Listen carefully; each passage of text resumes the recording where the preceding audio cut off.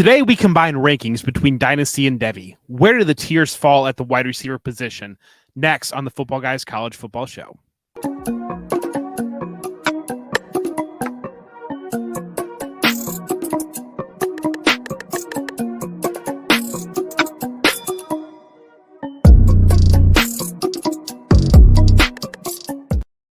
What is up, everybody? My favorite time of the week. We are back here with our normal weekly show, and we have a lot of fun here, and we've been diving into a little bit of Dynasty content, looking at that. One of my favorite positions is wide receiver position, and that's one that we all do very well. Not to tout our own horn, but we do. I think we really scout that well. We know these guys really well, and so that's what we're going to be diving into. We're going to be looking at tiers. We're going to be going through a little bit of Devi assets, but mainly Dynasty, kind of telling you guys where these tiers are at and moving forward, what you can do with them. But before we get into it, make sure you like, subscribe, leave a comment, do those things for the channel, and go check us out on any podcast platform out there. We're all over the place. Apple, iTunes, with Spotify, I don't know, Redbubble, I don't know, all of us out there. You can find us there. So let's get into tier one. Pretty consensus chalk here for tier one from all of us. We got Justin Jefferson and Jamar Chase. I think now you tell me if I'm wrong, Deb, but the dumbest argument I always see on social media is who is better? They're both good. Okay, they're both good, and they're both elite Dynasty assets, and that's how I look at both these guys. And I saw someone make an argument that Addison should worry Justin Jefferson owners. Would you please stop that? Just stop it. Stop it. Especially with Higgins on the other side of Chase. These guys are very close in terms of that. I think the passing volume there. What's your opinion on this tier? Should anybody maybe sneak into this tier, or these two guys are your guys? I don't think anybody in the current NFL can break this tier just because of the age where players are at. Maybe Garrett Wilson with if he becomes Devontae Adams to Aaron Rodgers now, but Jefferson, I think, is the clear number one. We saw him threaten every receiving record last year, and he was really a poor week 18 away from breaking all those records. And so he's stepping in, and I understand concerns on the arrival of Jordan Addison or having TJ Hawkinson there, potentially splitting volume. But at the same time, having Kirk Cousins, I think Kirk Cousins is going to zero in on Justin Jefferson. He's going to be the guy. And right now, moving forward, the only player that can potentially threaten him is probably a player in college. And we'll probably talk about him at some point, but I don't know. It gets to the point of saying, I think Addison will take what is on the table for Addison, but they're not going to lower what is worked up for Justin Jefferson just for Jordan Addison. And if anything, having a better threat on the other side is going to force defenses to roll that way. And if you can't cover Justin Jefferson when you're focusing on him on defense, then what are you going to do when you've got another guy to worry about? So if anything, it's going to help boost the potential production out of him. Yeah, this is the clear tier one to me. I do think it's worth noting. I think Jamar Chase averaged more targets per game last year. Now, Jamar Chase did deal with injury, and so I think that was kind of a Joe Burrow, let me get my main target back here as we get into this potential Super Bowl run. But these are two elite receivers, that we've seen the proof of that. And I think Jeff hit the nail on the head that there may be a guy in college that can vault into this tier. Garrett Wilson's a good shout. I think Jalen Waddle is a sneaky guy that could vault into this tier one with another big year. I know, he put on some weight. We'll talk about him in a little bit. But that's a guy that, you're looking at Tyreek Hill's long-term outlook and what Jalen Waddle could be if he didn't have to battle with Tyreek Hill a little bit for targets. And I think that's another guy that could vault in. But right now it's Jefferson and Chase, and it's easy. And, in terms of, I don't do a lot of redraft things or even, best ball, but I got the 101 in an underdog draft recently, and I drafted Jamar Chase over Justin Jefferson because I wanted to diversify a little bit. So I do think that I'm comfortable with either one of those guys, especially for this year. Man, you must be pretty lucky to be pulling enough 101s that you're worried about diversifying, because those guys at underdog are not too kind on where I fall in the draft order. I've got two. A little karma coming Christian's way. He's getting married soon. But would you trade any one of these guys? So I see this no players untradeable. So we're talking about Dynasty, right? So a recent trade that I did see for Justin Jefferson, Bijan for Rashad Bateman. for Justin Jefferson, I still wouldn't do that. I'm taking Justin Jefferson, right? Like I don't like. It's hard for me to imagine a area like 3 first, but even then, like I'm not trading any one of these guys without getting a real asset back within the first 3 tiers of these wide receivers. Like, I would trade these guys at all? Do you ever feel like there's a market for that? Well, I don't know. I think when you get to the top 25 or so in Dynasty, the only way I'm trading them is if I'm tearing up, like if I'm keep going up. I mean, if I don't have Patrick Mahomes on my team and I'm able to turn Justin Jefferson into Patrick Mahomes, I'm not going to say the guy's untradeable. I'd trade him for Patrick Mahomes, and so I think that is the one thing that you're looking at. Some of these elite quarterbacks, if you're able to roll off of Chase or Jefferson for one of these elite quarterbacks, and really, join startups and look at where players are getting drafted in startups and those players that are going in front of them. Yeah, I mean, everybody's tradable up until Patrick Mahomes at the 101 might be the only untradeable piece, just because he's the number 1 player in Dynasty Superflex formats. Yeah. I wouldn't personally prefer to trade one of these guys, but I was asked a question actually like 2 nights ago. It was someone who had 3 elite quarterbacks. I think Justin Herbert was his QB3. And he said, should I, take him and try to flip him into Jefferson or Chase? I said, absolutely. That's the perfect way to tackle this is if you have one of those assets, especially in Superflex leagues, right? Those assets are probably going before Jefferson and Chase in most startups. So I think, and then on the other side of things, if you have a Jefferson or Chase and you're really strapped at the quarterback position, that's where I would be comfortable with it. But I'm really not trading any other positional play. Like Bijan's the RB1, and I wouldn't trade one of these guys for him. So. Yeah, that's absolutely. Rashad Bateman is the difference between those. I mean, if you're still in on Rashad Bateman, I guess, but God, that's very, very light. I wouldn't do it. No way, unless I had like Jefferson and Chase already on the same roster. But even then, I would just ride that baby out to the sunset. That's how I would do it. All right, let's go to tier 2 then, because this is where we're going to get into a college guy. So tier 2, we have our, number 3 is AJ Brown. Number 4 is Marvin Harrison Jr. from Ohio State. And if you haven't watched him play, if you don't watch college football, he's him, as the kids say, right? Like he's coming. He's the Lamborghini out there. They're just waiting for him to kind of get unleashed. He was probably the best receiver in college football last year. He didn't win the Blitnikoff, but he was probably, when you look at it all said and done, he really elevated that offense when they didn't have Jackson Smith-Njigba. Marvin Harrison Jr. is elite at everything. And he is coming right now. So already we kind of have him in that top 5 tiers or top 5 players to, tier 2 in there. And then CeeDee Lamb is at 5. So you have AJ Brown, CeeDee Lamb, and Marvin Harrison Jr. We'll go to Christian first, and then we'll jump over to Jeff, because Jeff's a Marvin Harrison Jr. hater, but Christian is our relative, like loves Marvin Harrison Jr. and he doesn't mind being up here. And I know he's talked about maybe being in that tier 1 category. Yeah, he's my 3 right now. When I watch Marvin Harrison play, this is a kid that, you talk about, well, Jamar Chase was an elite prospect, and then you watch Jamar Chase in college, and then you watch Marvin Harrison Jr., and I keep thinking to myself, as I'm watching them, and actually I've graded both of them out, and Marvin Harrison is on track. Now, of course, we do have a year. This is a Debbie guy, and things happen, right? But he is on track to be my highest graded receiver in the last 5 years, including all of these guys that we're talking about right now. So, he does everything well. He runs routes very crisp. He has incredible ball skills. His body control is remarkable. He now has the size. That was kind of his big question as a recruit, and why he was ranked below another one of his teammates that we'll get to talk about here down the list. But, he put on a ton of weight. I think it was like 30 pounds from his freshman to sophomore year. So it's just, you're looking at arguably a Julio Jones level wide receiver prospect right now. And I know that sounds hot takey and kind of like putting it out there, but you're going to start to see, draft analysts get really in on this. I think when Dane Brugler did his first 7-round mock, Marvin Harrison was in the top 5. And I think that's the world that we're living in. I think only injury could prevent that. And I really don't even know that would prevent him from being a top 5 pick. And if you, Jeff, on this, you're the lower. You hate Debbie. It's not anything. Just admit it. You just hate Debbie. Yeah. You hate Debbie. Debbie. You're nervous because Debbie makes you nervous.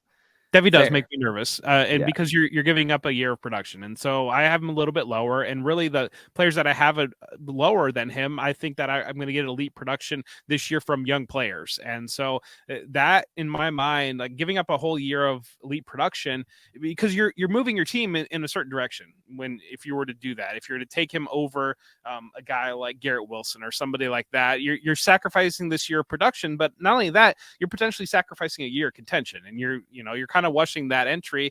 And then on top of that too, if you're working in a Devi depleted league, what's that 101 even worth? It's almost like if I'm going to make a move off one of these young Jalen Waddle or Garrett Wilson for Marvin Harrison Jr., I'm punting that year. I'm going to go for the 101, but it's a Devi depleted 101. What are you stepping into? You're kind of getting a Jameson Williams, and like, is it worth it? Like sometimes to do some of that. And so that's my only hesitation on that. And the other thing is we do see things happen with Devi players. We've seen the Devi community come in on a player that, Jackson Smith and Jigba, or Keishawn Butte is the extreme example where he was a wide receiver 1 for many people in Devi, and people would have argued that he should have been a top 10 dynasty asset in Devi leagues coming into last year. And the bottom falls out of that. Is he even a top 50 dynasty asset now at this point at the wide receiver position? And so, that's the extreme example on that one. And Marvin Harrison Jr. certainly is not going to be that case. We feel a lot safer there. But even look at Jackson Smith and Jigba, where he had that production coming off his sophomore season, really sat out his junior year. He call it what you want to call it. He sat out his junior year, and then he steps into a Seattle offense where it's very crowded right now. And we've got Jackson Smith and Jigba, I think, lower at this point than where we would have had him had we done this exercise last year. And anytime a player loses value in Dynasty as a young player starting his career or Devi League, whatever it might be, that's not ideal. And so that's my only hesitation on putting him up there. Now, I think that once you get through that season and you're no longer sacrificing that season of elite production, Marvin Harrison Jr. solidifies that draft stock. I'm going to shoot him right to the top there because that's realistic. That's where he belongs. But again, it's just all that goes into it on sacrificing some of those things that you're sacrificing along the way and playing the value game, playing the total roster value game. What are you taking off the table in order to do that? But looking long term, I think he is the one player that has the ability to threaten to. No, I don't know that we're at the point where Chase and Jefferson can get bumped out of the top tier, but that top tier can widen, and that's where Harrison Jr. has the ability to do. Yeah, no, damn it, Jeff, we're here to project. That's our job. No, I'm just kidding. I actually have Harrison at 7 too, so I'm not as like I do. Like I'm with you there. I was just giving you a little shit. But no, I think realistically, yeah, I think he can project up there, right? Harrison is like when I'm looking at him and I'm looking like just at tape wise, he has some of the best feet I've ever seen. Like his feet are special, and like that's the thing. And I hope he opts out next year. That's my hope. Just do the Chase thing, Jared. It worked great for him. Like you should just do that. Now, real quick, Christian, in this tier we have AJ Brown and CeeDee Lamb. Who's at most risk to fall out of this tier next year if you had to pick? Well, it's CD. So I think it's CD because of the uncertainty with the Dallas offense we kind of talked about with Tony Pollard on last week's show. And I think that is real. But if you're just taking it one for one and not considering that, I think DeVonta Smith taking a little bit of a leap and maybe pushing AJ Brown's volume down a little bit. Now, I know he's not a player that's relying on volume, but I think that's kind of your concern with that is that. And I think you can have that concern with Jamar Chase a little bit too, if you think T. Higgins is a fantastic player, which, I think AJ Brown overcomes that. I think CeeDee Lamb, target wise is going to get targeted. It's just, I don't know what the upside of that Dallas offense will actually be. I wonder if maybe a little bit of the downside on AJ Brown is now the Eagles have said they want Jalen Hurts to run the ball less. And so Jalen Hurts running the ball less means that he gets the ball out quicker, which means less downfield shots for AJ Brown, which means bringing in a guy like DeAndre Swift as an option where he's going to be the primary read on a play that's set up.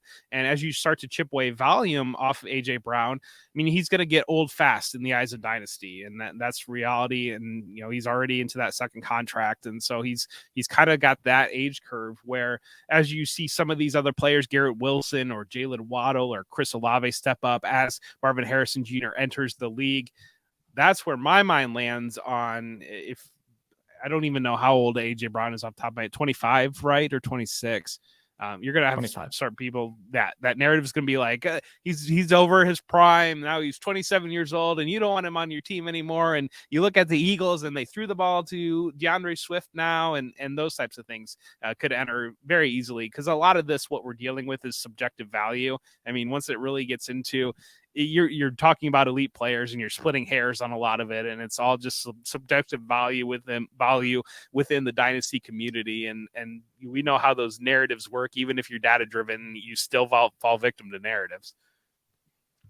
Yeah, I'm a biased participant in this, but because I'm a Cowboy fan, but I try to be a pragmatic Cowboy fan. I think I'd rather tear down with AJ Brown to try to get Waddle, Wilson, maybe Olave, and add something to it if I could, over CD, because I feel like CD is probably your safer asset here. But Brown, I think, maybe has a higher ceiling, because I think that offense is going to be a little bit better and it's more consistent.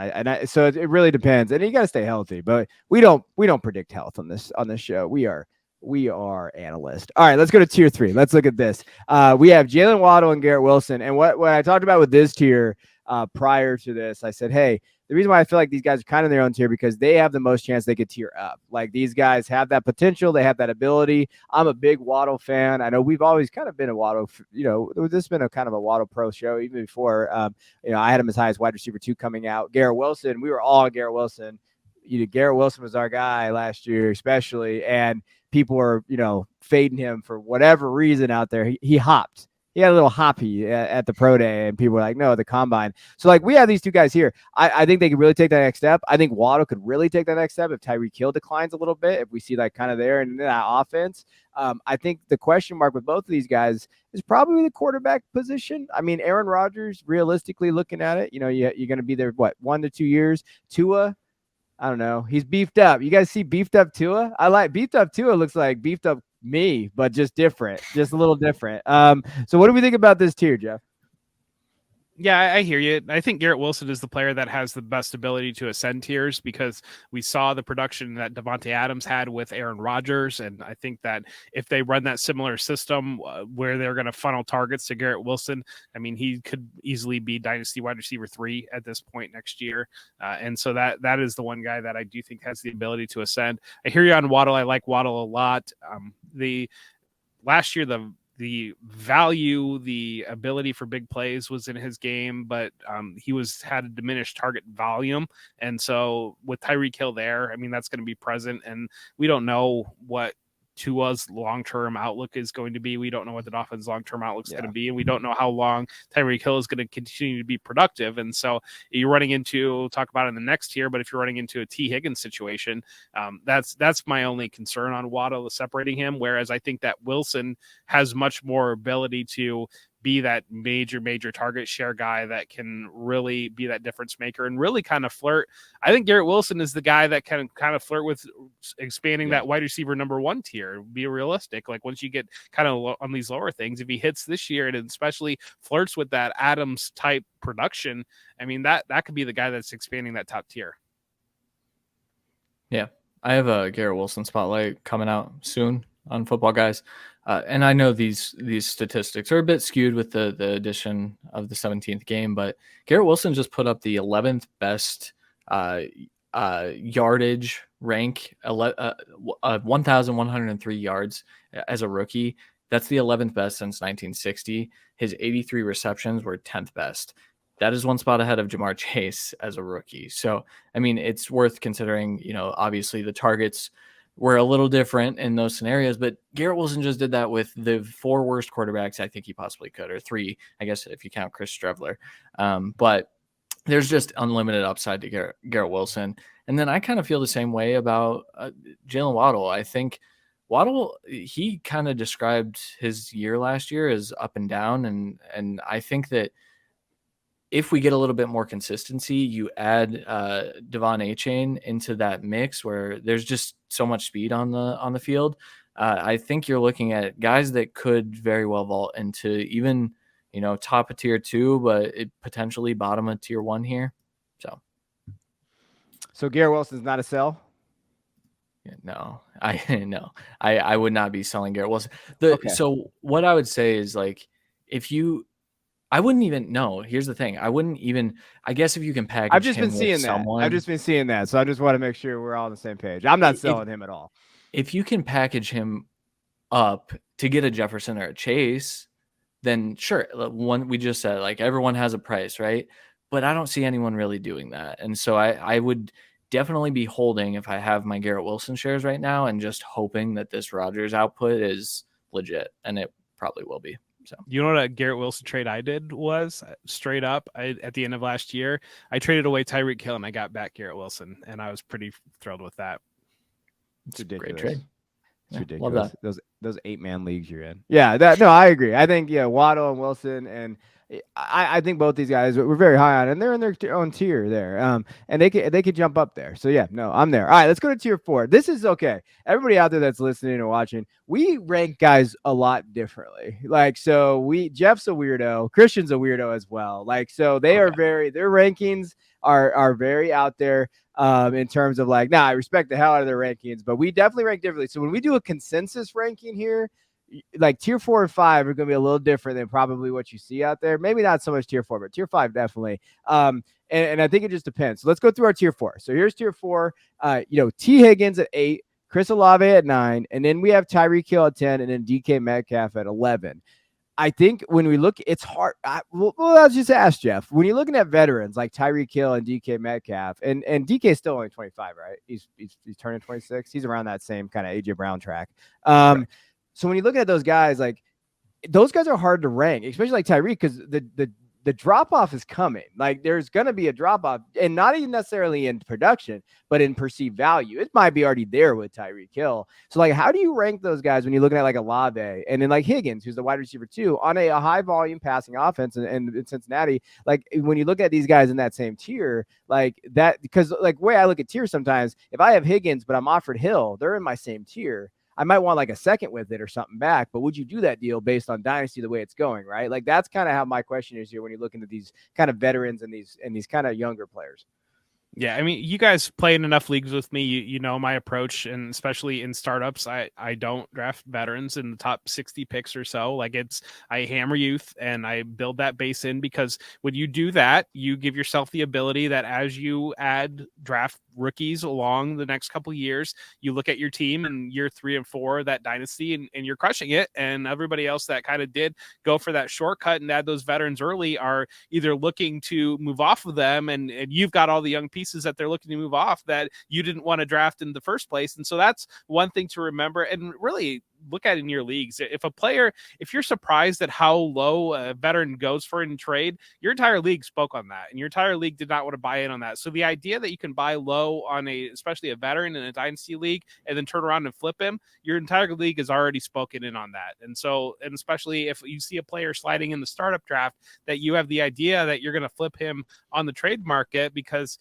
and veterans can heat up a little bit in season, and that's going to be your window to move off those guys. But if you see a player that you're shocked at how low they're sliding in your startup draft, your entire league is speaking in on that. And so I think that that's something to be realistic about. And I'm very transparent in what I do, and you guys know that I draft youth, that when I have these veterans on my roster, I'm always looking for that get off period, because we see the value fall out of it. A guy like Kenny Galladay 2 or 3 years ago was a top 5 dynasty wide receiver. That value it was gone like instantly. And so like if you didn't pivot at the right time, that asset is dead. And so the way that I play dynasty, and some people disagree with it, and some people think that having veterans is great and you're just going to win and you're going to beat me. But I think that when you look at the end of the year, the production between young players and veteran players really is not nearly as different as people pretend it is, because we see again, Christian had the stat on Garrett Wilson all time, like production was there. And these guys, you might be splitting hairs on getting 3 or 4 points on a player, you're still getting elite production off of that. And so that's the way I look at it. And that's why I rank the veterans lower in my ranks, because when I'm going to start up, I'm just not going to take them over the young players. And if I do have them on my roster for whatever reason, I'm looking for those pivot opportunities. Yeah. Jeff, you're so good at Dynasty. And I mean that. Like you are very good, and you bring good points to the table. The Tyreek Hill situation, though, to me is like I don't think we've seen the final form, right? I think we have another year of this is going to be an elite producer. Yeah. And sometimes I struggle to balance youth versus veterans, but one thing that has made me lean, ranking younger guys a lot higher recently is there used to be a bit of a curve, right? From college to the NFL level, there was a difference in the game. We didn't always see that early production. And in recent years, the way the NFL has kind of evolved, that has kind of gone away. And so now we're seeing guys like Garrett Wilson with immediate impact. Jalen Waddle was the same way. He had over 100 catches as a rookie.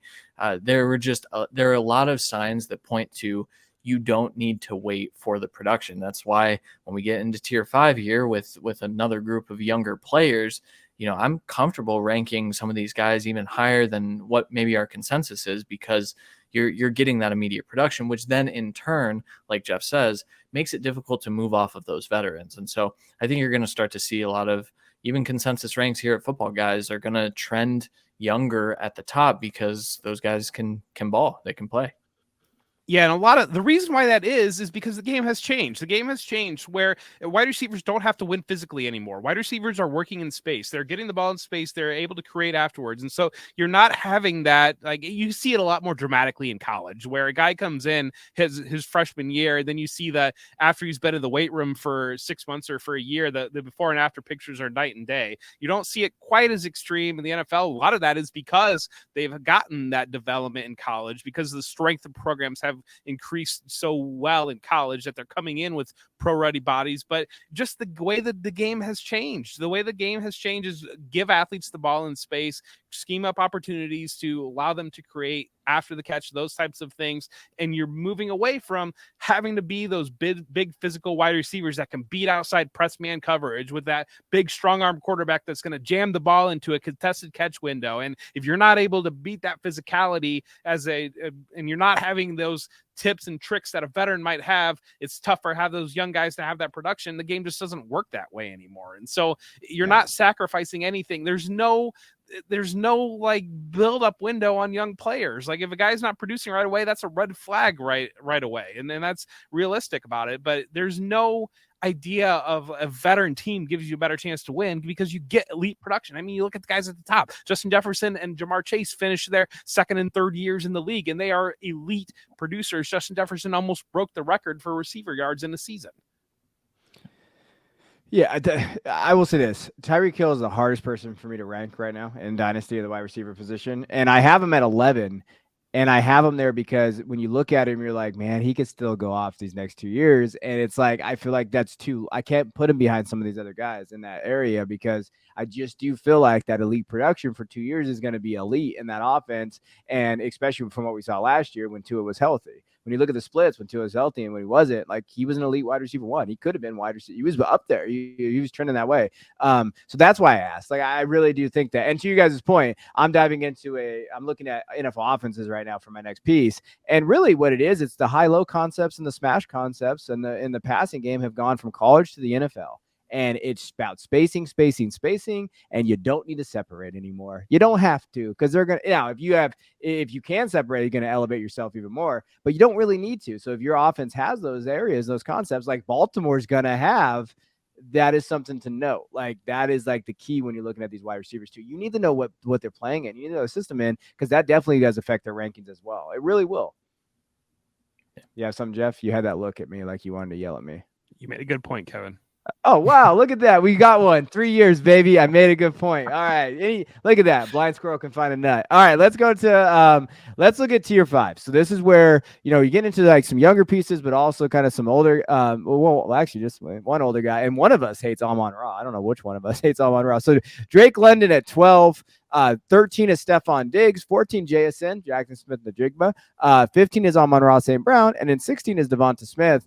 In my opinion, the thing that stands out to me is Amon-Ra at 15. I have him, I believe, at 11, I think, in my rankings. So if you're looking at our rankings that we have, I do have him. No, I have him at 9. Sorry. So I have him at 9. Who's lower? Which one of you is lower on Amon-Ra? All right. 6. Why, Christian? You have him at 6. See, Jeff has him at 6. What do you have him at, Christian?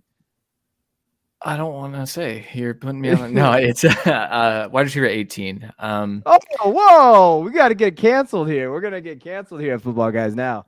Yeah. So the justification for this is we have not yet seen what that offense looks like with Jameson Williams in it. I know, people have said, well, he was there at the end of the season, and Amon-Ra is definitely still a target hog, and he commands those targets, and the offense flows through him, and that is all 100% true. I also think that Jameson Williams is a really good receiver, and I think it's easy to forget that. Granted, he's going to be gone for another 6 games this year, and so Amon-Ra's value is going to continue trending upward. I guess this ranking was before that suspension, but I do think that when you're looking at, and I mentioned it again last week with Jahmyr Gibbs, it's just how much faith do I have in that offense after Ben Johnson leaves and now Jared Goff is potentially a pumpkin supporting 2 really good receivers. As prospects, I think Amon-Ra and Jameson, while very, very different, were similarly tiered. I had them very close to each other, but I do still think Amon-Ra is the better asset. I want to temper the expectations a bit because I do think that we may have seen kind of the best years from Amon-Ra, and we're gonna he trends like Jarvis Landry to me, where that's how he wins. He's not an athletic guy. You're not betting on him just consistently winning from an athletic standpoint. And so now you're just relying on volume. And I get a little nervous with that, especially when I'm projecting that offense changes in a year. What do you think? That's fair. That's fair. I just think you're gonna have pivot opportunities before that changes because we see I think historically the fantasy community is not very good at projecting the changes when a offensive regime change happens, and so I think that Amon-Ra St. Brown, we've seen him flirt with overall top 5 wide receiver numbers for extended periods of time, and so if he puts one of those seasons together, you're going to have great production this year and a great pivot opportunity off of that. Whereas you're looking at some of the other players that we're talking about. We talked about Tyreek Hill already. We talked about Stephon Diggs in this tier. Some of these players coming up, like they're going to hit that magic number of 30 and they're going to be dead in people's eyes. And so that's kind of where I put Amon-Ra above. And I understand the concerns with having Jameson Williams back in the offense, but that's going to be after there's an explosion period. And one of the things that we talk about traditionally on the show is the way people pay attention the first 8 weeks of the season relative to the second 8 weeks of the season. And so a lot of that's falling when Jameson Williams is out of the lineup. A lot of that's falling when Jahmyr Gibbs is still developing. And so it's kind of stepping in immediately. I think that Amon-Ra St. Brown is set up to smash in the early season. And so that's kind of where I've got him built in to do that, to build in to smash early and to create a great opportunity where if you do want to pivot, you tier down to Devonta Smith and along with the first when a team is looking at feeling like they can win it all and they're concerned about having a wide receiver 2 on their team or something like that. That's fair. That's really good advice. Nice job, Jeff. No, I do think that first 6 weeks we could see an Amon-Ra explosion. And if you want to pivot off of him, that is a perfect time to do it. Like, and you feel like that. To Christian's point, though, I kind of called him out, but I agree with him too. Like, I moved him up to 9 recently. Like, I had him at like the 12, 13 mark, primarily because of Jameson, because we haven't seen that yet. But then Jameson decided to, I don't know, not walk 90 feet outside of his freaking practice facility to make a bet on FanDuel or whatever the heck he did. And so now we have to wait again. So I do think them moving off of Hawkinson and just having Laporta there, that does help the wide receiver room because I like Laporta, but let's temper expectations for a rookie tight end in that system. But I do think Gibbs is the outlier there in their area. All right. So when looking at London, Diggs, JSN, Jeff, give me someone else here to talk about. Like, what do you expect? A breakout. You're a Bills fan. What do we expect with Diggs? I saw Diggs is the biggest buy right now in Dynasty. I saw that somewhere out there today or yesterday. But Diggs could realistically be tier 6 or 7 next year.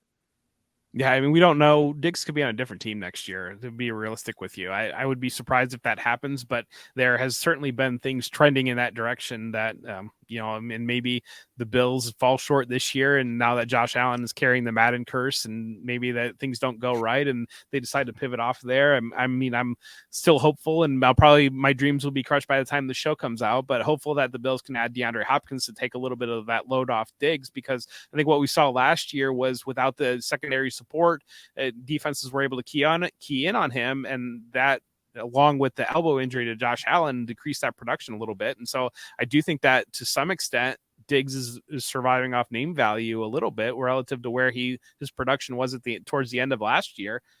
There's just so much up in the air with him right now. And I think that attachment to Josh Allen and being the sole primary wide receiver for Buffalo is a lot of what it pushes that up there. But that offense probably needs to change and adapt a little bit. And if they are able to do that, if they're able to involve Dalton Kincaid or James Cook out of the backfield, I mean, that might lower the volume on Diggs as well. And next, I want to set up Christian for the next point here, because I know he wrote a great spotlight, but Drake London is a player that, and I told you guys that I did my projection for the Falcons. And while I like everything underlying about Drake London in terms of target share, in terms of production, all those things, the volume of the Falcons offense is still going to be a concern. And I think that if you have a healthy Kyle Pitts all year, and if you have a healthy Bijan Robinson all year, I think that you're going to get hyper targeted between the three of them, but that could still leave you wanting on everybody else and in terms of the overall picture on it. And so that's where, like, if London falls short of 1,000 yards just because of that offense in his second season, people are probably still going to be talking about target share, but at some point you got to talk about target volume in that offense. And so that's a player that, as much as I like the ability and I like everything involved in there, if he's still kind of that middling to late wide receiver 2 years into his career, what's the temperature on that? And so that's kind of concern that I have there. Yeah, and I think those are all, those were, I think, some of the things I pulled on in the hypotheticals in that article. But I do think when you look at the Desmond Ridder sample versus the Marcus Mariota sample, there are more attempts in there, and there were more good attempts. Marcus Mariota was really, really bad last year. And while Kyle Pitts was out during that time too, so there's still some unknown, but there was a very clear, like, Drake London is the favorite target right now. And even when Kyle Pitts was healthy throughout the year, London was averaging, I think, like 0.2 more targets per game. They were very much so 1A and 1B. But with Ridder, having a little bit of that chemistry and trust, I guess, within that offense, I think you can look at a little more efficiency. I do think there will be a little bit more volume because, we did see that they liked to throw the ball a little bit more when Ridder was in there. The other caveat is I don't think their defense got significantly better. So I think that they might have to, I know Arthur Smith just likes to run the ball. It doesn't matter what the score is, but I think there will be more opportunities for him. But, I think you're right that the target share thing is going to, loom over everyone if he doesn't then capitalize on score fantasy points, because that's what we're trying to do, right? So it's a big year for him, but I think he's one of my bets to, maybe he doesn't reach the heights that we want him to, but I think this is a good spot for him. And that 12 to 20 range, I think I feel like that's fairly safe with Drake London. If London finishes wide receiver 12, I think that's a successful year. Mm-hmm. Very successful. Like, you're comfortable with that. They get that upgrade. You'd be really comfortable within in that range. Like, and I think that's like a ceiling. Like, to be honest, like at 12, like you'd be really, really happy with that based on his ADP probably, and where he's going. But yeah, I mean, Devonta's a tough one in this tier for me. I like Devonta.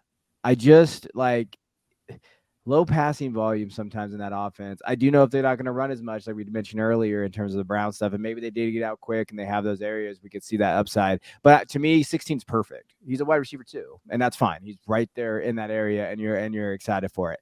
All right, let's go to the old dudes. Let's talk about Jeff's guys. Jeff's been watching them for a long time. Cooper Kupp and Devontae Adams. I am all aboard the Cooper Kupp train, though, in Dynasty. If you're a contender, he's pretty cheap right now. Like, just based on some of the trades that I've gone through. I did a video on this channel talking about Cooper Kupp before. I really like Cooper Kupp in that offense. When he's healthy last year, he was, target share was what, over 25%, whatever it was. When you're looking at his points per game, 19, 20 points per game, he was up to 22 at a certain point. Like, he is just, and they didn't add really. Puka Nacua truthers out there, like, they didn't add necessarily any real weapons to that offense. I think the key is Stafford. if he's healthy. But Cooper Kupp and even Devontae Adams, these dudes can really win some leagues this year and swing them. But they're probably dying on your roster. So just know that, like, both of these guys, you're not going to get back probably anything. And like middle of the year would be the last time you could sell both these guys for any type of value. After that, they're probably just going to fall off. So just know that. But these guys can be elite producers this year.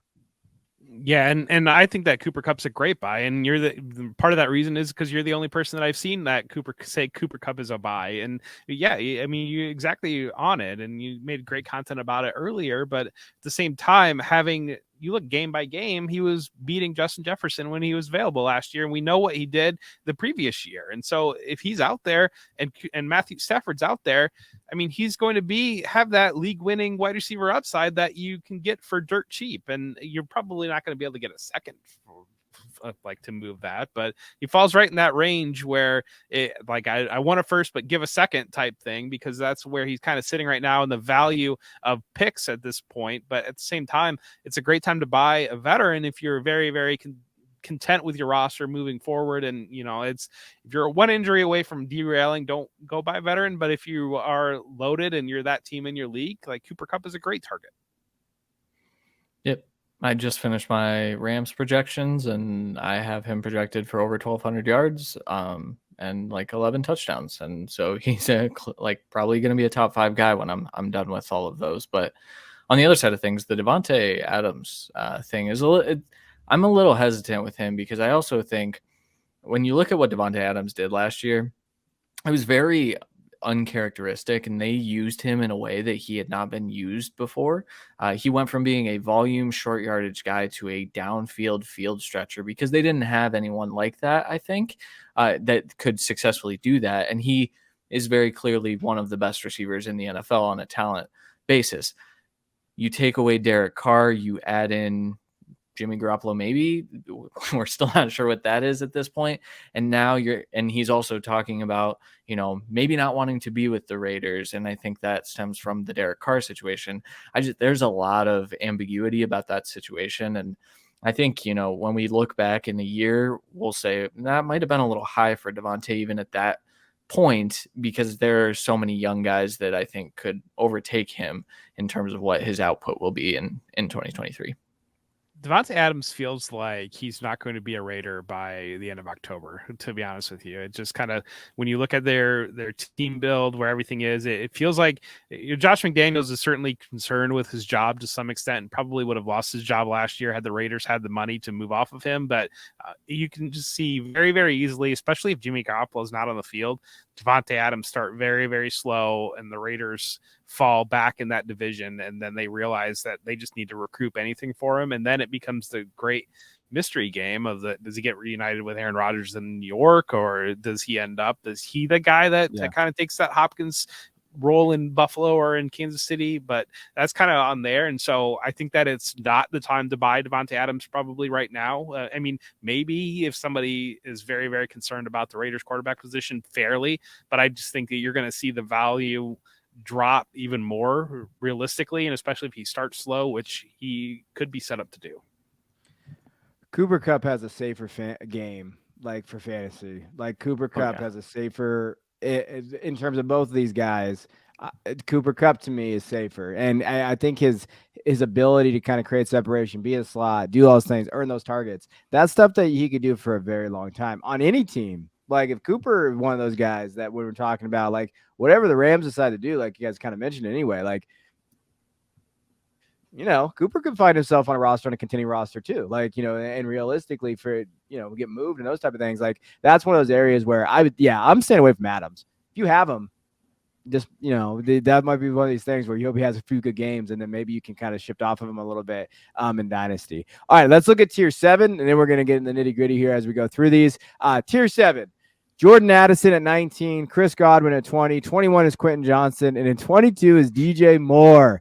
So we got, young guys kind of mixed in here with Godwin and Moore, who Moore has not necessarily underperformed. I think that expectations for him were a little higher than maybe what he could do at the teams that he's played on in terms of like where he was at. So like I do think more in this value, but interesting kind of group of guys here. Godwin, I don't know who the hell is playing quarterback for the Tampa Bay Buccaneers next year, and whoever it is not looking good right now based on spring. But we'll see. We'll see how that looks. Trask or Baker Mayfield or whatever. Addison, he's going to be the clear wide receiver 2 on his roster. Quentin Johnson's an intriguing one to me.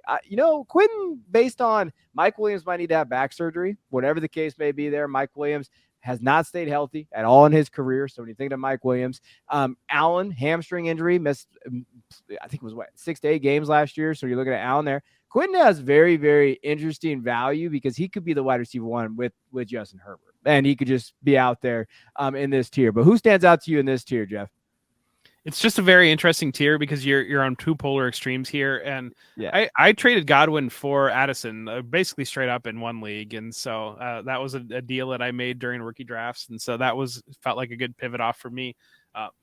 Moore, I think it seems like everybody's kind of off him a little bit. The Moore's a funny player though because I think he's a great buy low, but at the same time, there's one person in your league that believes DJ Moore is an ultra uber elite, and they are the person that has him on their roster. And so, hypothetically, I think in a vacuum, DJ Moore is a great buy low when you see everything that's talked about in the space and whatnot with him. But then I think in practice, the guy that has DJ Moore in your league absolutely believes in DJ Moore being an elite player, and he's not going to move off of him for anything less. And I wrote the DJ Moore spotlight. I made the case for him that I think he's got the ability to contribute in multiple areas. He was third in rushing attempts last year out of wide receivers, and so he's gotten involvement there. And I think the Bears will utilize that a little bit. And that's not like the same thing as quarterbacks rushing being the cheat code, but it does help the ability to get him the ball in his hands in different instances, and his ability to attack vertically, his ability to attack in short and intermediate games. He brings all of that. And I think he's going to be the focal point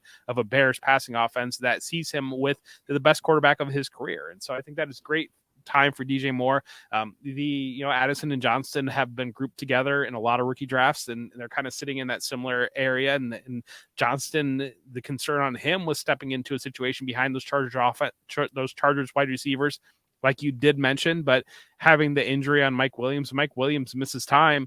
Johnston is the player that is in this range that we could be talking about 10 spots or higher next year just because of the way everything is set up. And then Godwin too. I think Godwin is going to be a guy that is going to be a great buy low as the season goes on, because I just don't have any faith that the production is going to be there. But then if they draft Caleb Williams, Godwin is going to be to the moon. Yeah, and I think they're very much so in that conversation with what they're looking like in their old age and everything there. DJ Moore's the interesting one here to me, though, too, because I think that when you look at what the Chicago Bears had to do last year to win games and to score points, it kind of skews what has worked in NFL offenses. And then you remember that while they have this quarterback that is arguably already one of the best rushing quarterbacks of all time. There's no argument, actually. He is in that conversation. But then they went and they actively got better weapons for him, better protection. They're leaning into the passing game and OTAs. We've already seen the connection from Justin Fields to DJ Moore. And you start to say, well, remember what Justin Fields was in college? Fantastic passer that, hyper targeted guys like Chris Olave, and just was able to sustain that. Now, the volume might not always be there, but I also think that when you're looking at this particular range for DJ Moore in Dynasty, if he's valued like this, great buy. I think that's a perfect player to go get. You can plug him into your lineup every week. Whereas some of these guys, I don't know that Addison and Godwin are going to be lineup consistents this year. I think that you're going to be debating on whether you should start either of those guys. I think Johnston's the same way, and that's going to be dependent on injury, like we've talked about. So I think DJ Moore is the guy that stands out about this tier. That's what I was going to say. I'm glad you brought it up right there at the end. DJ Moore, if I'm contending, DJ Moore feels like a very sneaky kind of guy to grab, and based on dynasty value right now, because there is not a lot of people high on DJ Moore. Like, there are a lot of people saying sell DJ Moore. But even then, so the people telling you to sell DJ Moore, they're telling you to sell him at a discounted price.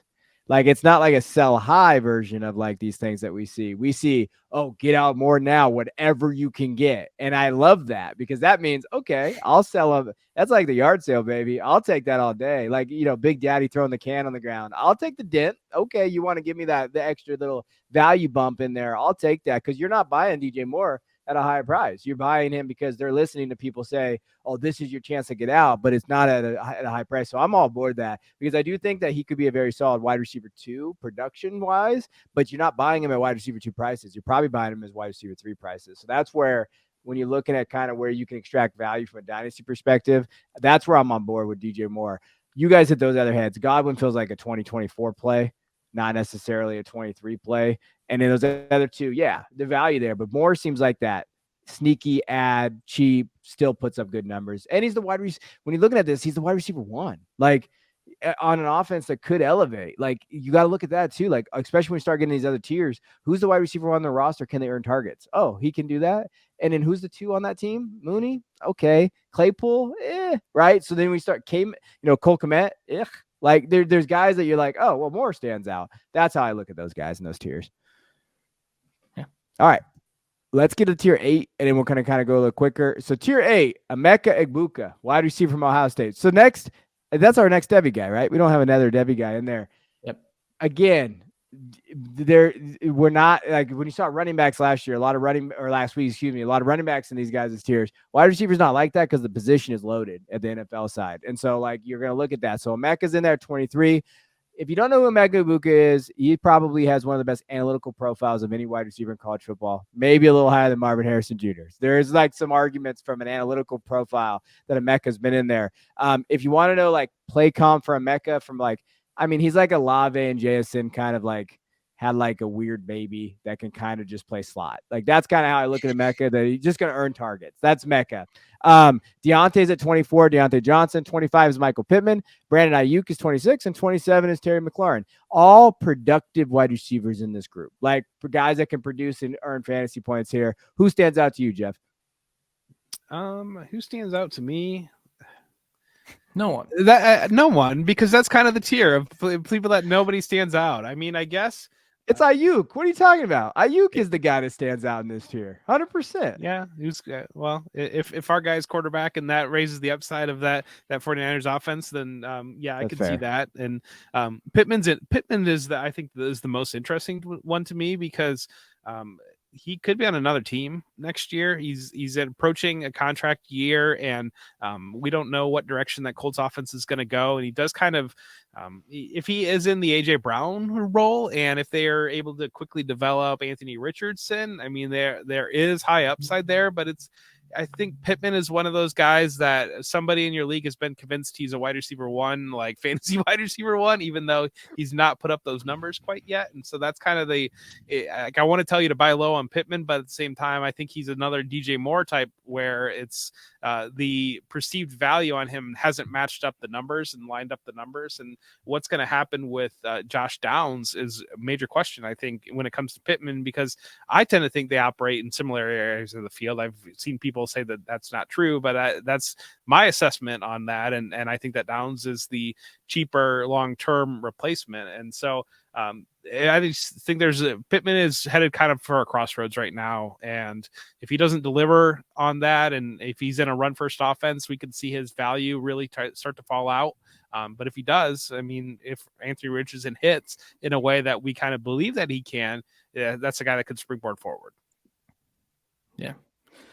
You mentioned Ayuk, Kevin. I think he does stand out as a guy that could vault up. We've seen spurts of elite play. I mean, there have been 4-week samples of him producing as a top 12 receiver, and that's been, with just the Kyle Shanahan quarterback, whoever that may be. I think when you talk about what this offense could potentially be with Trey Lance, if he does end up starting this year, I think you're talking about a guy that could finish as a top 12 receiver that we have ranked here at 26, approaching a contract year. I believe this is, I think, he's on a 5th-year option, right? He's about to get, next year is going to be his 5th year picked up if they choose to do so. Yes. But then you start to consider a guy that we're about to talk about in the next tier and his age and his usage and what Deebo Samuel has been for that offense. could transition to that's what Ayuk's doing, and then they invest in a younger guy to go alongside him. So that's a guy that I think could vault. I think Jeff's right about Pittman. And then quickly on Deontay Johnson, I think this is the right area for him. I think he's going to, similar to Devontae Smith, where it's just he produces as a wide receiver 2, and that's kind of your upside. I don't think we're going to see the high volume play with Kenny Pickett at quarterback anymore.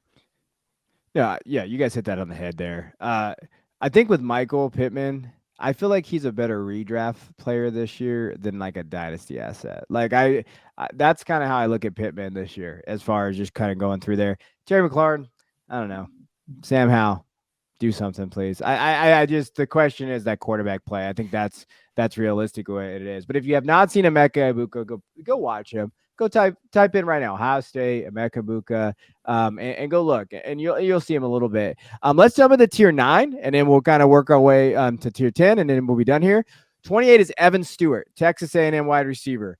Go watch Evan Stewart. Evan Stewart is one of my favorite players in college football. Absolutely just a dog. Just catches everything. Made Connor Weigman look good last year, the quarterback at Texas A&M there. 29 is Deebo Samuel. One of the hardest dudes to value in Dynasty. It is impossible. You can't move him. You can't trade this guy. Like, it is almost, I don't know what to do with Deebo. Xavier Worthy, Texas wide receiver at 30. He had a broken hand last year, so that's why you saw the dip in the production. If he comes back this year, we could see him rise up a little bit. Luther Burden, wide receiver out of Missouri, very good wide receiver. And then 32 is Jamison Williams, and he's at 32 because we got to see him play. We got to get him out there on that football field and get out there and produce. Real quick, this is really where the Devy guys are. A lot of these Devy guys, and I think you're just betting on upside and first round draft capital. We've dived into, me and Christian especially, we've done other videos where we look at Evan Stewart and Luther Burden, and essentially both of these guys are protected right now. They have, round 1 draft capital. The interesting, funny thing is that we always comp Luther Burden to Deebo Samuel because they have similar play styles. So it's funny that they find themselves in the same tier. But I'll go to Jeff on this one. What the hell do we do with Deebo? What are you doing with Deebo? Because there are guys out there that keep asking me, like, I'm trying to get rid of Deebo, but I can't get anybody to take him. Nobody wants this guy. Traded him in January, if you're me. For what? Did you trade him? What did you trade him for? So in one league, actually, I traded Deebo, Deontay Johnson, and some secondary pieces, and I got CD Lamb in one league. Okay. So you're like, essentially, if you're trying to move Deebo, you got to pair him with another asset, and move him up, because there's no, like, Deebo to me, like, I've been offered Deebo, and like immediately I just say no before I even see what the deal is, because Deebo, I mean, realistically, he's at 29 right now. He might be low. If Marquise Brown jumps up, if some of these guys that are in these lower tiers kind of jump up, or some of these rookies kind of pop in next year, Deebo, realistically, we could see him dip even lower. And like, he's not someone I want to roster.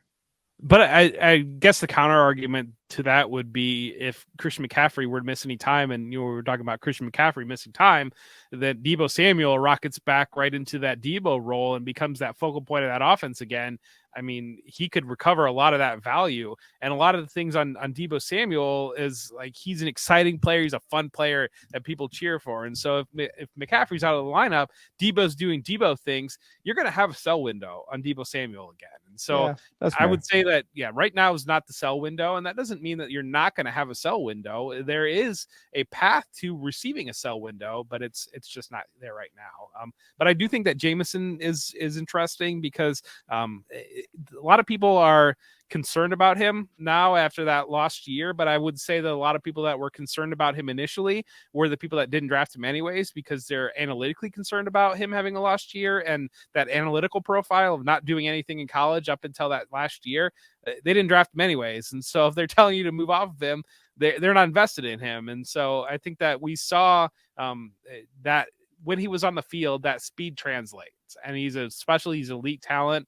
And I'm less concerned about a gambling suspension. I have to think that he'll probably get it together a little bit, but those physical traits do translate. And so I want to say that he's a buy, but it's like the people that are telling you to sell him, or the people that are telling you that they're concerned about him, aren't the people that had him rostered to begin with.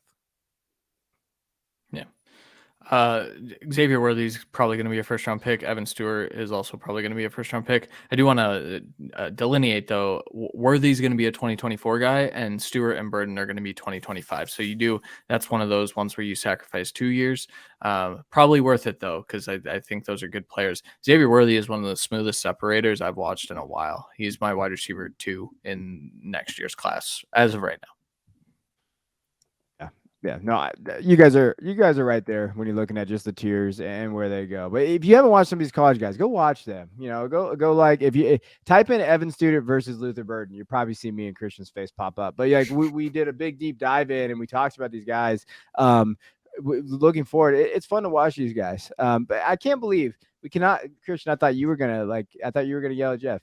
The Elijah Mitchell shade that he threw when he said if CMC goes down, it's going to be Debo. Can you believe this guy? After all we've done for this guy, just hating on our guy, Elijah Mitchell. I cannot it's the worst. Man, come on, Jeff. All right, let's go. We're just going to read tier 10. We'll talk about it.